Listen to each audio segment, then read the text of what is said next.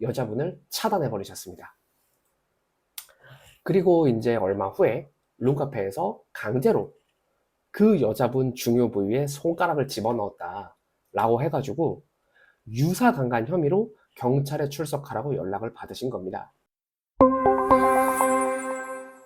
안녕하세요. 이명헌 변호사입니다.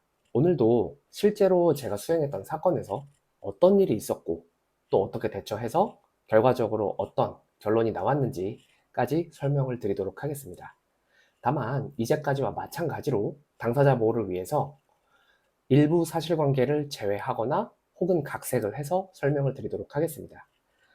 이번 사례는 룸카페 유사 성행위 사건입니다. 요즘 만남 어플, 소개팅 어플이 굉장히 많지 않습니까? 그렇죠? 의뢰인분도 젊은 남자분이셨는데요. 소개팅 어플을 통해서 어떤 여자분을 알게 된 겁니다. 처음에는 온라인으로만 대화를 했다고 해요. 그런데 그때부터 사실은 상당히 수위 높은 대화를 하셨던 거죠. 뭐 서로 어디를 만지자, 실제로 만나면 어떤 자세로 하자, 이런 대화도 했고, 몸매가 잘 보이는 그런 사진을 보내고 그랬던 겁니다. 그리고 이제 실제로 강남 한복판의 술집에서 두 분이 만나게 되신 거고요. 술집에서 둘이서 술을 마시면서 또 야한 얘기를 하시면서 신체 접촉을 하다가 모텔에 일단 가려고 했는데 모텔 대실이 어려울 것 같은 상황이 돼가지고 이제 근처에 룸카페로 가시게 된 거죠. 룸카페 다시 아실 겁니다. 원래는 섹션이 구분된 카페였던 것 같은데 언제부턴가 청소년 모텔이다 이런 얘기를 들을 정도로 변질된 곳이 적지 않습니다. 이제 의뢰인분하고 상대방 여성분이 간 룸카페도 좀 그런 곳이었는데 룸카페 안에서 키스하고 서로 중요 부위를 만지고 의뢰인분은 이제 여자분의 그 부분에 손가락까지 넣는 유사 성행위까지 하신 겁니다. 그런 행위를 마치고 둘이 이제 걸어 나왔고 의뢰인분은 전철역까지 가서 여자분 배웅해 주시고 그리고 귀가하셨습니다. 그리고 다음날이 됐는데 이제 어플로 대화를 좀 더 하고 그러다가 여자분이 의뢰인분한테 그 부분이 좀 이상하다 이렇게 말씀을 하시는 거예요. 그래서 의뢰인분은 거기다 대고 병원을 가봐라 이렇게 얘기를 하셨다고 합니다. 그런데 여자분이 갑자기 내가 그 장소가 별로라고 말하지 않았냐 그렇게 의뢰인분을 추궁을 해버리니까 의뢰인분도 화가 나가지고 내가 강제로 그랬냐 그런 식으로 말씀하신 다음에 여자분을 차단해 버리셨습니다. 그리고 이제 얼마 후에 룸카페에서 강제로 그 여자분 중요 부위에 손가락을 집어넣었다 라고 해가지고 유사강간 혐의로 경찰에 출석하라고 연락을 받으신 겁니다. 자, 형법 제297조의 2를 보면요.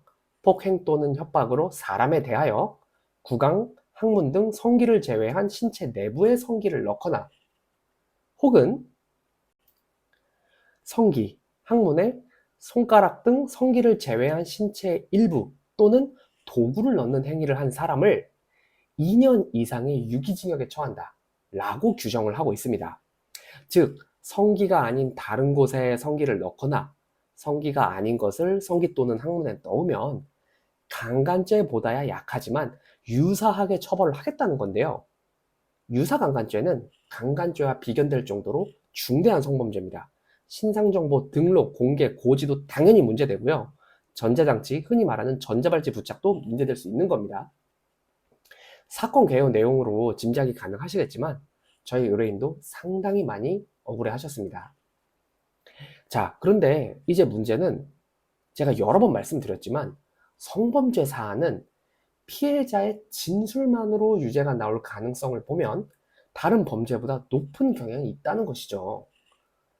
다만 정말 다행스럽게도 만남 전에 그 수위가 높았던 대화 내용과 사건 이후 싸우기 전에 상대방 여성분이 의뢰인분한테 다정한 말투로 보낸 메시지를 의뢰인분은 보관하고 계셨던 거예요.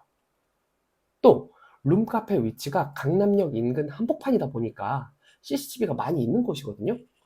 충분히 사건 직후에 서로 다정하게 있는 모습이 찍혀 있을 수 있었고 당시 시간이나 요일을 생각하면 만약 사건이 있었다고 한다면 사건 직후에 충분히 도움을 요청할 여건이 되는 곳이었거든요. 그리고 피의자 조사에 제가 동석해서 살펴보니까 여자분께서 증거로 반박 가능한 무리한 거짓말들을 많이 하셨더라고요. 이런 부분들을 모두 지적하는 내용으로 변호인 의견서를 작성해서 제출을 했습니다. 결국 검찰에서 최종 혐의 없음, 증거 불충분 처분을 했습니다. 저는 솔직히 이 사건 고소를 무고라고 보고 있는데요. 굳이 의뢰인분에게 잘못이 있다고 한다면 어플로 여자분 만나신 후에 애프터케어를 잘 못하셨다 라는 것이 될 수도 있겠지만, 그렇다고 무고를 당할 이유가 되는 것은 아닐 겁니다. 그래서 저는 의뢰인분한테 이 사건은 무고로 충분히 고소 가능한 사안이다 이렇게 말씀을 드렸었는데, 의뢰인분께서 일단은 마음을 추스려야겠다, 경찰서 불려다니고 이런 것이 지금 너무 힘들어서 지금은 다른 생각을 못하겠다 이렇게 말씀을 하시더라고요. 그래서 일단 마음 잘 추스리시라고 말씀을 드렸습니다. 어플로 이성을 만나는 게 죄는 아니죠. 본인들의 자유로운 의사로 할 수 있는 거고요.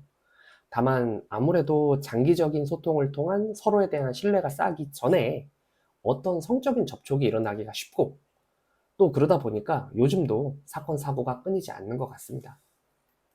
그렇게 해서 만약 형사 입건이 되면 본인이 떳떳해도, 최종적으로 무혐의를 받아도, 옆에 변호사가 있어도 수사기관에 불려다니고 하는 것 자체가 정말 본인에게 너무나 힘든 일일 수 있습니다.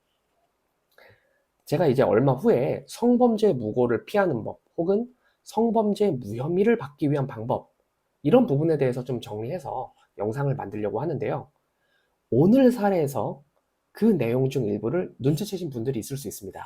즉, 어떤 특히 이성 간의 만남이 있었다고 한다면 그 직후에 두 사람의 원만한 관계를 보여줄 만한 기록들, 이런 것들을 절대 지우시면 안 됩니다.